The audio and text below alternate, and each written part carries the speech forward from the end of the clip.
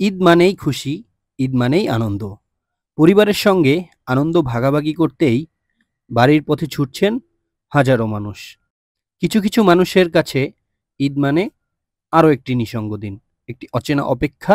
ফুটপাতি যাদের ঠিকানা, তাদের কাছে ঈদের রং নেই, গন্ধ নেই, নেই নতুন জামাকাপড়, নেই কোনো মজার খাবার। এই যে আমার স্বামী, ওরে নিয়ে আমি রাস্তায় থাকি। আজ আমার শ্বশুর বাড়ি ওরকম দখল করে খাচ্ছে, ওরকম দখল করে খাচ্ছে, ওর গেলে মারপিট করতেছে।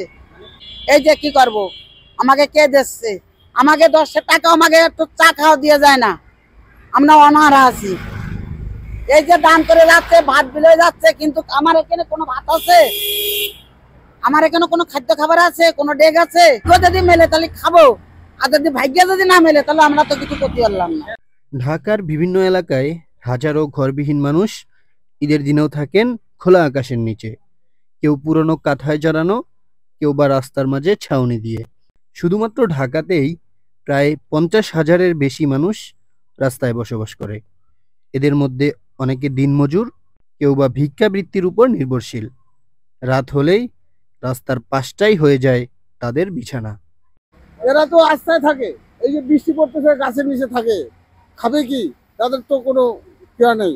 এখন ওরা বাধ্য হয় তখন এগুলো করে। প্লেট নিয়ে এই নিয়ে হ্যাঁ, step নিয়ে এটার সরকার যদি একটা পদক্ষেপ নেয় তাহলে আশা করি যে টহল এটা পুলিশ থাকবে, এই থাকবে। টহল পুলিশ থাকবে, তাহলে আশা করি যে এটা থামে যাবে।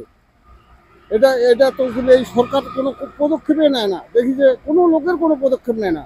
স্পেস করে বাসা বানায় রাখছে, এরা এখানে থাকে। এদেরকে পর্যাপ্ত পরিমাণে, মানে এটা তো থাকার জায়গা না, এটা গভর্নমেন্ট ইয়ার।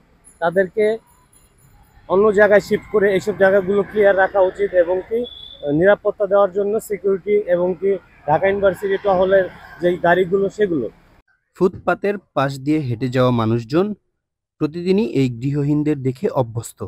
প্রয়োজন কর্মসংস্থান ও পুনর্বাসনের। তবে অনেকেই আবার অভিযোগ করেন এসব মানুষ নিজেরাই পরিবর্তনের চেষ্টা করেন না। Saiful Islam, Asian television.